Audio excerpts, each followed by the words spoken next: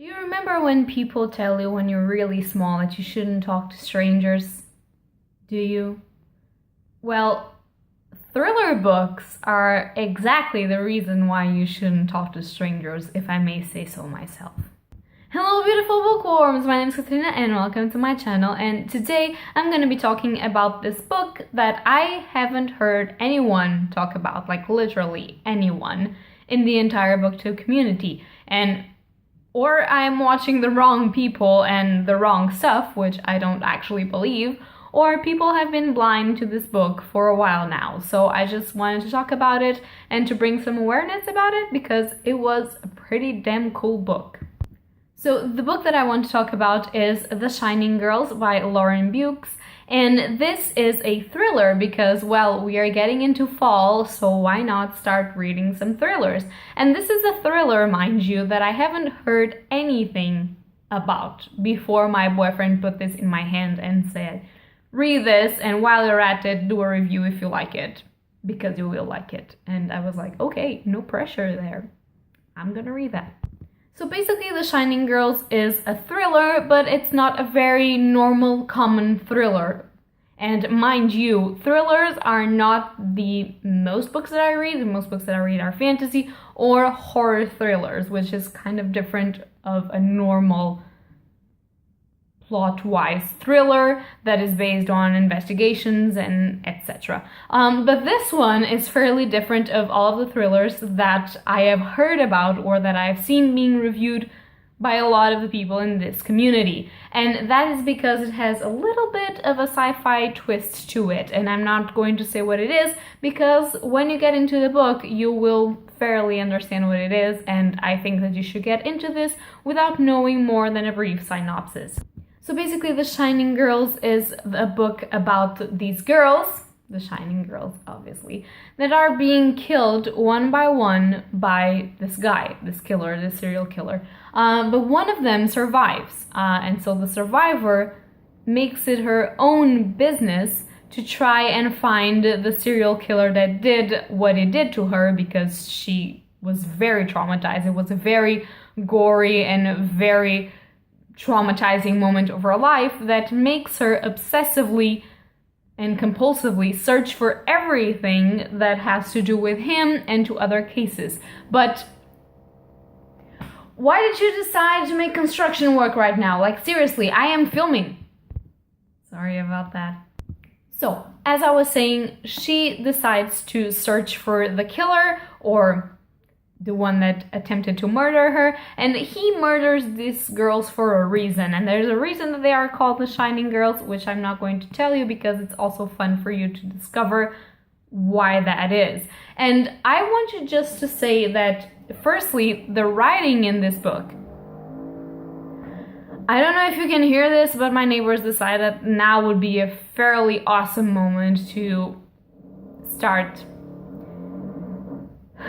putting stuff in the walls, and I hope that you can't hear the sound, but if you do, I am so very sorry. So, as I was saying, the writing in this book is pretty cool because for the thrillers that I have read, sometimes it is fairly easy to mistake the voices of the narration, and in here you have different voices in different chapters viewed by different characters. So it's not written in first person, it's always written in the third person, so you know there's a narrator, but the narrator talks or writes in the perspective of each different character. Not all the time all of the girls, but you have the perspective of the killer, which is kind of amazing because in a thriller you're not supposed to know who the killer is and you're supposed to be kept guessing. But one of the coolest things in here is that you actually know from the beginning who the killer is, and you just do an in-depth study of the character, and that is pretty cool. At least for me, I found it pretty cool. But his voice is completely different from the voice of all of the victims, and all of the victims' voices are completely different in one another. And that is pretty cool because normally when you have a big cast of characters, obviously you only have two main characters, which are the killer and our survivor, but when you have a big cast of secondary characters, sometimes it is fairly easy to write them all as the same person, like not giving them a voice for each other, because it's kind of difficult to make so many different ways of expressing yourself. But I think that Lauren Bukes actually did that fairly well. I could understand, without having to look at the chapter name, who was talking in that part of the book, and that is fairly important to keep you with your attention span levels going, and just to not feel like the same character ever and ever and not bore you to death, basically. Also, I have to say, trigger warnings for people that actually have had difficult encounters, trigger warnings for rape, for murder, obviously, for gory scenes, for animal abuse, and for post-traumatic stress disorder.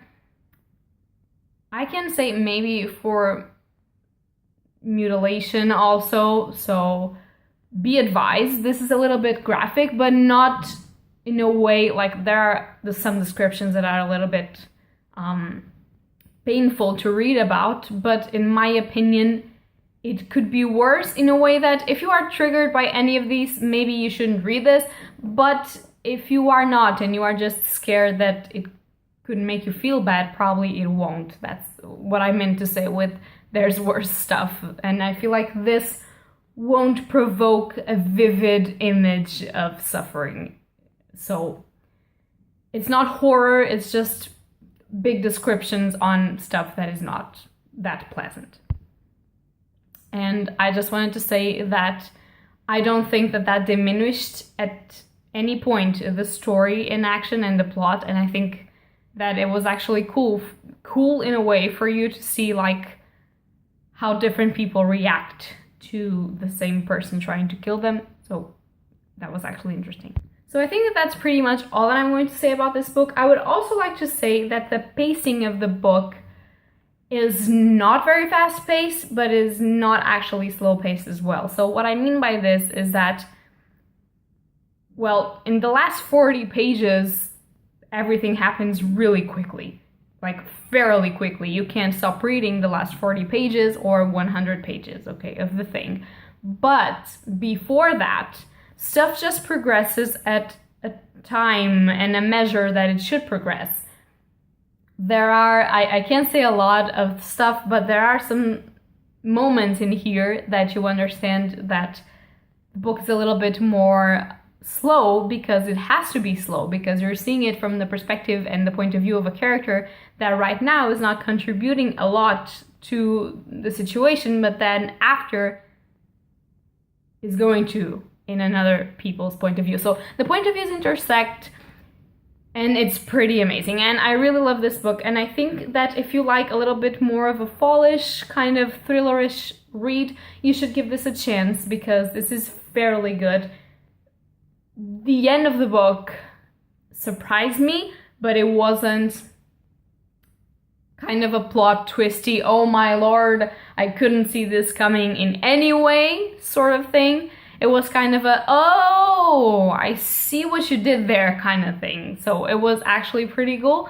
I think that is cool if you start doing it like I was doing. I try to investigate the characters and to understand them deeply. But this is more of a character developing and character study in a way, and not focused on a final plot twist like most of the thrillers are, which I also found interesting because it's not always the same thing. Like, you're studying your characters and you're paying more attention to your plot and to your characters and what they're doing in different time windows and time frames than actually waiting for your mind to be blown, because you will get there. And this author does something that is, she never treats us as if we are stupid readers, which sometimes it happens and authors feel the need to actually write everything on paper to us, like, it's this and it's this and it's it, and this author doesn't do it. She expects you to understand what she wants to say throughout simple cues, and that is pretty cool. And I think that if you like to be kept guessing, and if you like to try and solve a murder mystery by yourself, this will be pretty cool for you to read in the fall.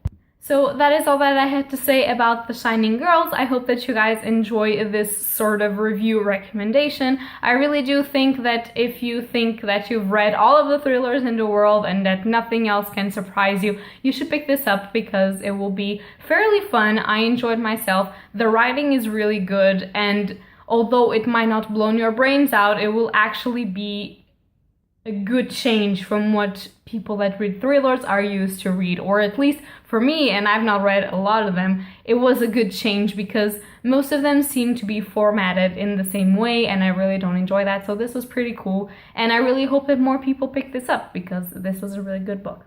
So that is all for today, guys. I hope that you enjoyed this video. If you like it, leave a like or subscribe down below, and tell me if you've read this book or if you're planning to read this book, or what are your fallish thrillerish recommendations. I could read more thrillers if you guys want it. Like, I don't know, I have no idea. It's not really my genre, but it could be if I found some good ones. So yeah, that is all for today, and happy readings to you all. Bye!